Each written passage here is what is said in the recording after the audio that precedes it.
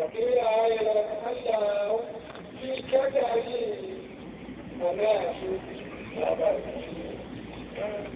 وجاءوا في كدره وناس لا ترى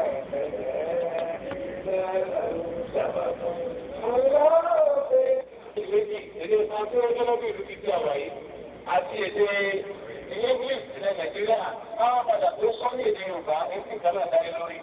Náà Bismillahir Rahmanir Rahim ìlànà le miséricorde par exemple par excellence. Dites honorable en reconnaissance de la contribution du progrès et du développement exceptionnel mené en Islam et pour l'humanité. L'association se conforme à son chef, l'élu de Dieu, Cheikh Abdelhadi Mohammed, le titre de légende mondiale islamique du développement spirituel.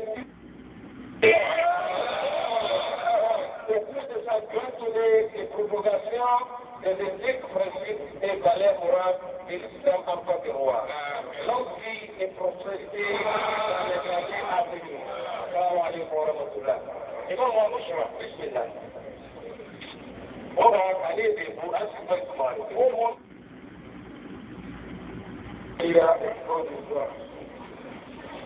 In recognition of the outstanding contribution, achievement, progress, and spiritual development of Islam and humanity, the above mentioned association has built its faith to confer on His eminence God-chosen Sheikh Abdelhadi Mohammed, the title of World Islamic Legend of Human Spiritual Development.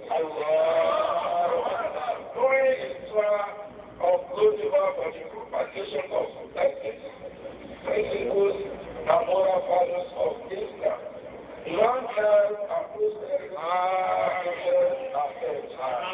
ní sókí àwọn ẹgbẹ́ tí orúkọ wọn tó tóbi oyè tí àbúrò ọlọ́láyé tí ó jẹ́ àpapọ̀ ìwó tí ìbẹ̀ ní ìgbà pẹ̀tọ̀. Àwọn akọ̀ọ́lọ́ nílẹ̀ tí máa ilé ìbí kí sábà wá sí ilé ṣe jẹ́ ti ń gbé ilẹ̀ láti bẹ̀rẹ̀ ọjọ́ ayé wọn jẹ́ ti jí sí ìmọ̀ ọ̀tọ̀lọ́wọ̀ ọ̀gá lọ́gán àti oríṣiríṣi àṣeyọrí tí ọlọ́wọ́ bá fún àbàbà wa náà àti ìdàgbàsókè ẹ̀sìn Islam èyí ló yẹ pé ọ̀pamọ́ fún ọmọ kékeré bẹ́ẹ̀ ni ọ̀pamọ́ fún àgbàlagbà. Wọ́n wá rí pé àfi kí a fi ìdá ọ̀rọ̀ náà ní ọlá ẹni ọlá ẹgbẹ́ tó